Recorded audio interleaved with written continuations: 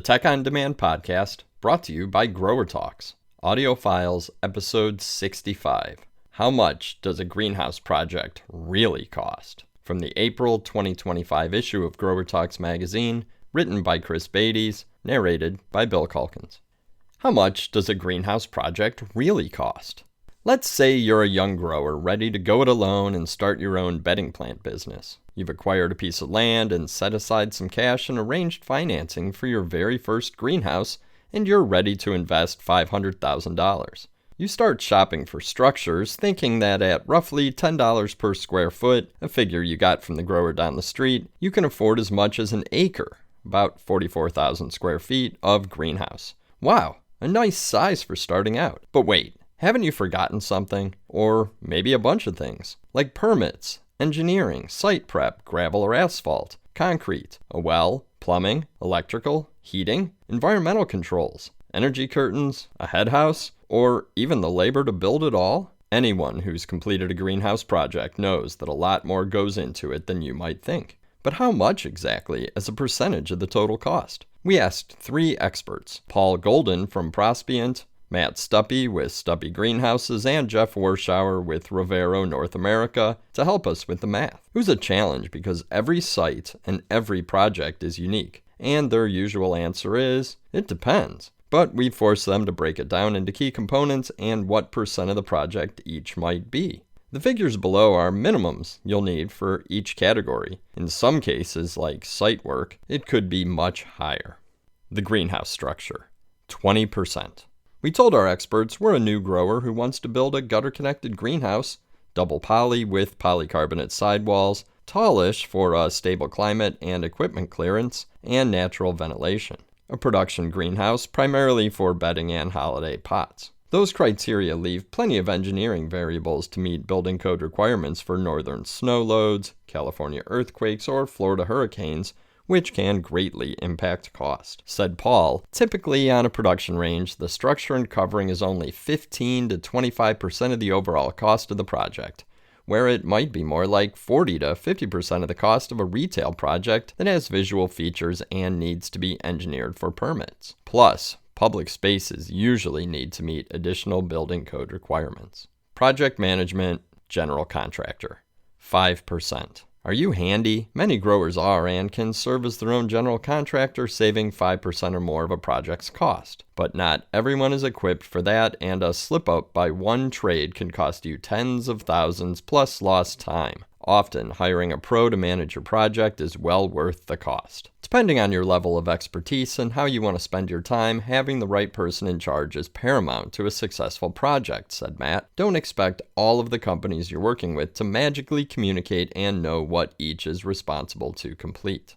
Construction labor, 15%. Unless you're specifying a turnkey project, the cost of a structure just lands a pile of steel, nuts, and bolts on your property. Oh, and shipping is extra too. Yes, you can put it up yourself, and some do, either when just starting out or after growing so large they have their own construction department. But most let the experts build it. Cost varies based on complexity of the project and includes many extras beyond just workers, said Jeff, including rental equipment like scissor lifts, temporary power, and even portable toilets.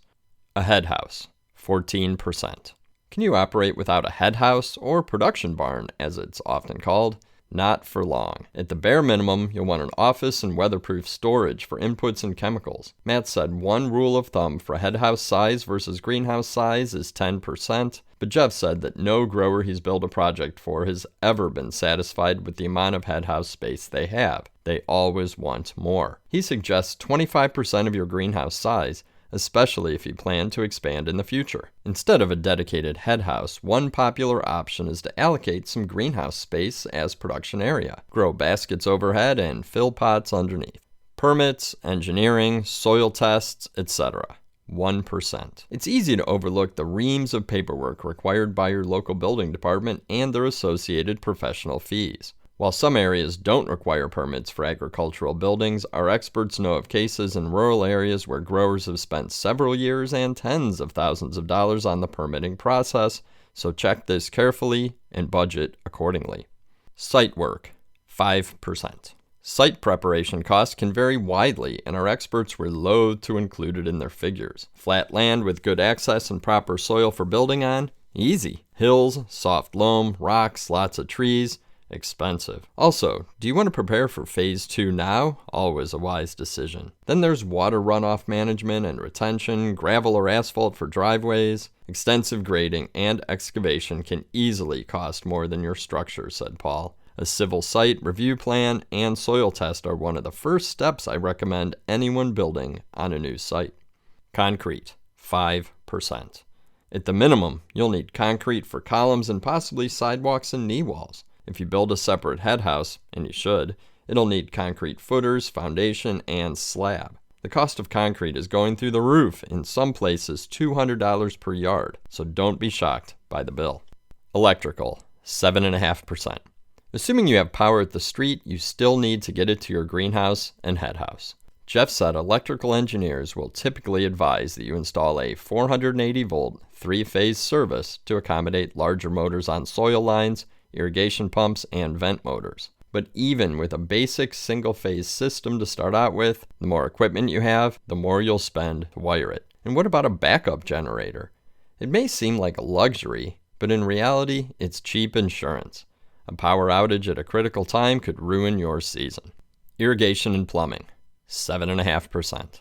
Do not skimp on your water. First, you need a well, unless you have access to abundant city or pond or lake water. Then water tests from a neighbor's well if you don't yet have your own, and all the plumbing to get the water to the greenhouse. As for irrigation delivery, if you're figuring on hoses only, you're either stuck in the 1950s or are a glutton for punishment. At the minimum, you'll need overhead sprinklers, plus drip tubes for potted plants such as poinsettias. Also, fertilizer injectors and a filtration system. And storage tanks for fertilizer. Also, advises Jeff, be sure to consider the expansion needs for phase 2 and allow space for additional tanks and equipment. Heating, 5%. Even in the warmest climate, you'll need at least some unit heaters to combat those rare but inevitable freezes. They're not expensive, but you also need the structures from which to hang them and lines for your fuel source. The further north you go, the more capacity your heating system needs, which usually means hot water heat from boilers circulated throughout the greenhouse. Equipment and growing systems, 15%. Possibly the biggest variable within the project is the equipment that goes inside your greenhouse. Benches, exhaust and HAF fans, shade or energy curtains, environmental controls, not to mention soil handling equipment, flat and pot fillers, and other labor and time-saving tools, which aren't necessarily part of this discussion, but which are helpful for running a profitable business. Even a low-tech greenhouse like a Quonset with unit heaters can potentially have 20 to 25% of its cost in equipment and growing systems, said Paul. In a high-tech produce or plug range, that number can grow to 40% or more. Now you can see that you really only have $100,000 to spend on the actual greenhouse structure. Enough for perhaps 10,000 square feet, and that's not enough space to make much money. A well-run, established greenhouse operation running year-round can gross about $20 per square foot per year. A seasonal business, maybe only $7.50. Time to reset your expectations, your budget, or both. Perhaps you can start with freestanding Quonset-style houses. As Matt Stuppy advises, budget, budget, budget, plan, plan, plan. You want to finish the project and still have the personal energy and funds to start growing. And, most importantly, selling plants, he said. Doing your project the right way from the beginning pays in the short and long term. Taking shortcuts and going cheap often leads to unplanned expenses as the project progresses and your team starts crop production. And no matter what, think long term, he added. If you can't afford all the automation and growing systems in the beginning, make sure your design team has accounted for their addition in the future. The end. We hope you enjoyed this episode of Audio Files from the Tech on Demand podcast brought to you by Grower Talks. Please take a minute to leave us a positive review. It'll help us reach more greenhouse, garden center, and CEA professionals.